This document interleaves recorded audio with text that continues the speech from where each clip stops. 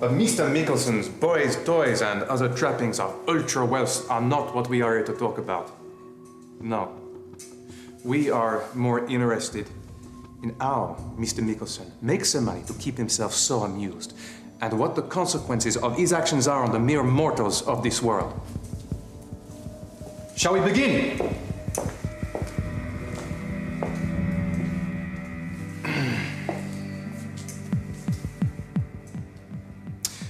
How about we start with cobalt mining and its role in keeping the murderous civil war raging in Central Africa, causing the deaths of hundreds and thousands of innocent civilians, and your company's relationship to a militia which goes by the very deceptive moniker of the Free Africa Militia. I don't know what you're talking about. I don't have any relationship with these people. Tommy. Are you really going to do that? Are you really going to lie through your teeth with all these thousands of people watching? Wait. Don't answer that.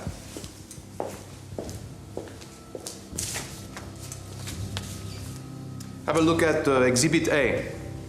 These reports from human rights groups, and this one from UNIFIL's Regional Director for Central Africa. And these internal emails from executives in your company that, leave very little to the imagination. For those of you watching, the links that are now on your screen will take you to where you can download these documents and more for you to read for yourselves. So, what do you say, Tommy boy? Do you want to take another stab at answering my question? I'm a businessman operating in an unstable region. My company runs development and education programs. We have an outstanding record sheltering civilians from the worst of local conflicts. We are part of the solution. Bullshit.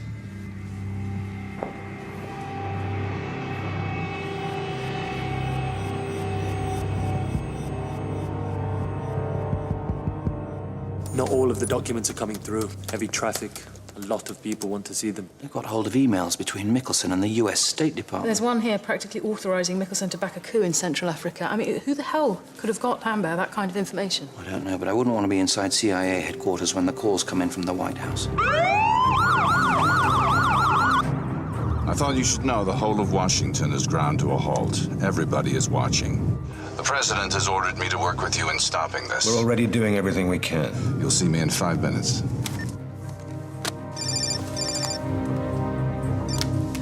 Home Secretary. We have to find a way to end this, Harry. This is a highly sophisticated act of terrorism. I know, but you need to end it now. I've had a call from the CIA. They know it's happening on British soil. Every skeleton in the Pentagon's cupboard is being exhumed and paraded for public consumption. We can't take the rap for that. I understand.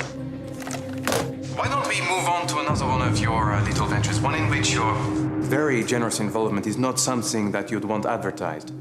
I'm talking about the Foundation for a Greener Planet.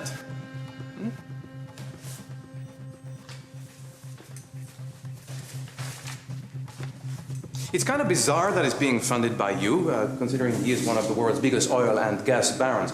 But the name doesn't quite reflect what your little foundation does it? Does it? The Foundation for a Greener Planet is committed to clarifying the debate on climate change.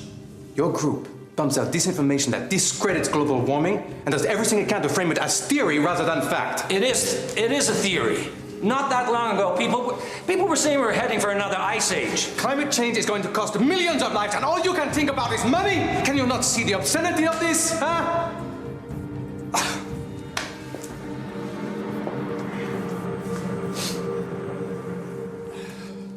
I checked the immigration databases. And? Lambert has been out of the country a lot over this year, most notably 2 long stints in Russia, where, not surprisingly, the trail ends thanks to a spectacularly unhelpful FSB. Not an unusual pilgrimage for an aspiring Bolshevik. No, he flew first class. Ah. So these are the antics of a rebel Trustafarian? He doesn't have a penny to his name. Then what? A benefactor. An offshore company, of course. Of course. But the lawyer who set it up is based here. Look into it. And Ruth? Yes, Harry? Good to have you back. It's good to be back. So, there you have it, the case for the prosecution. The life and times of a modern-day robber baron laid out in all its glory. Does the defendant have anything to add? This is insane. What about our malaria immunization programs, all the work we've been doing getting antivirals to the population? You know how much money we lose by subsidizing the drugs we hand out over there? Just because you help an old lady to cross the road does not give you the right to go out and rape somebody else.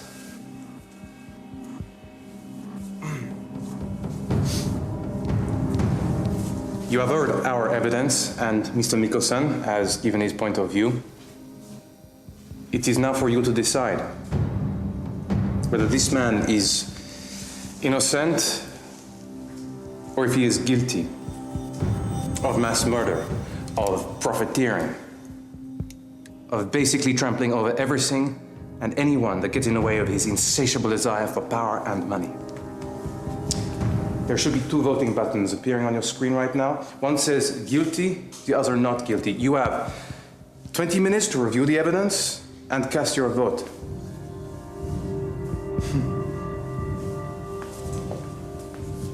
You can be the jury for once.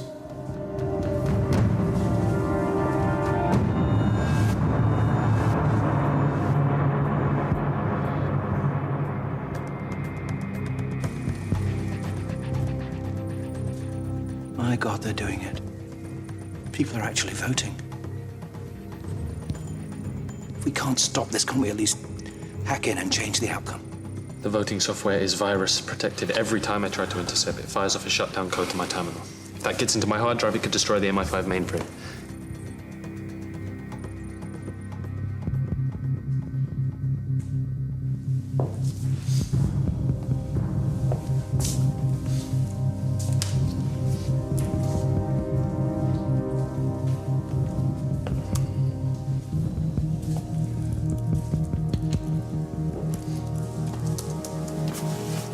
Okay. We have some early figures coming in. Guilty, 2,153. Not guilty, 174.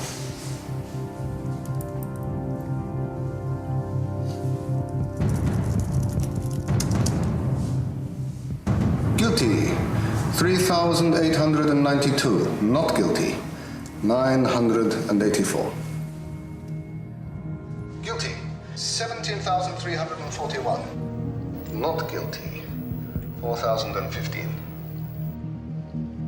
Guilty, 42,191. Not guilty, 7,280.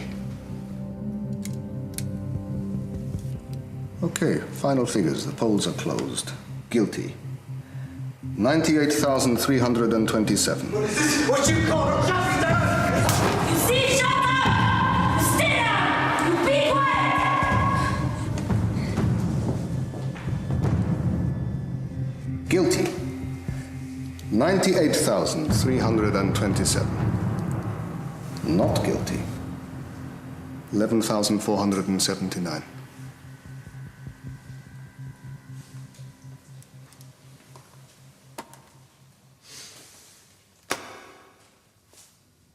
The people have spoken.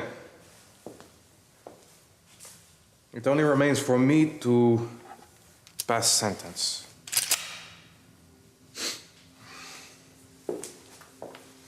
Don't. Please don't do this.